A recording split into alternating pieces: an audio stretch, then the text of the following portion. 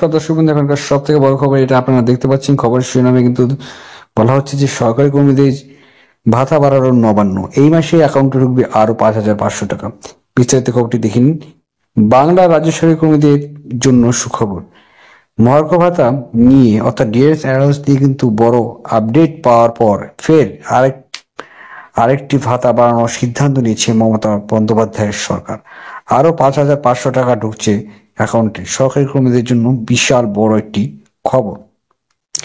কিছুদিন আগে রাজ্য সরকারি কর্মচারীদের জন্য 4% কিন্তু ডিএ বৃদ্ধি করেছিল, অর্থাৎ এখন 18% হারে বাংলার সরকারি কর্মীরা মহার্ঘ ভাতা পাচ্ছেন। এর মধ্যে কিন্তু একটি বড় সড়ো আপডেট এবং খবর কিন্তু নোটিশের মাধ্যমে জারি করা হলো নবান্ন থেকে। সেটা হলো যে সরকারি কর্মীরা কিন্তু এর আগে 5,000 টাকা করে ভাতা অর্থাৎ অ্যালাউন্স পেতে, সেখানে কিন্তু এক ধাক্কায় 500 টাকা কিন্তু সেই অ্যালাউন্সটি বাড়ানো হয়েছে। এবার মাসিক তারা 5,500 টাকা করে রাজ্য সরকারি কর্মচারীরা পাবেন।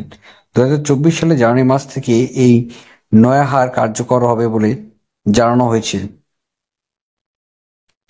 রাজ্যের গ্রামীণ এলাকায় গৃহপালিত প্রাণীদের নানা পরিষেবার সঙ্গে যুক্ত প্রাণীবন্ধু এবং প্রাণীমিত্র কর্মীদের গভর্নমেন্ট এমপ্লয়িজের গৃহপালিত প্রাণীদের টিকাকরণের থেকে শুরু করে কৃত্রিম প্রজননের নানা পরিষেবা দেন যারা, তাদেরকে কিন্তু এই সুবিধার অন্তর্ভুক্ত করা হয়েছে। এবার এই কর্মীদের ভাতা বাড়ালো সরকার। বিজ্ঞপ্তি জারি হতেই হাসি ফুটেছে বহু কর্মীর মুখে। আশা করছি আজকে ভিডিও আপনার ভালো লাগছে। লাইক করবেন, শেয়ার করবেন, চ্যানেলটা সাবস্ক্রাইব করে পাশে বেল আইকনটা অবশ্যই প্রেস করে নেবেন। তো জয় হিন্দ, বন্দে মাতরম। ধন্যবাদ এটি দেখার জন্য।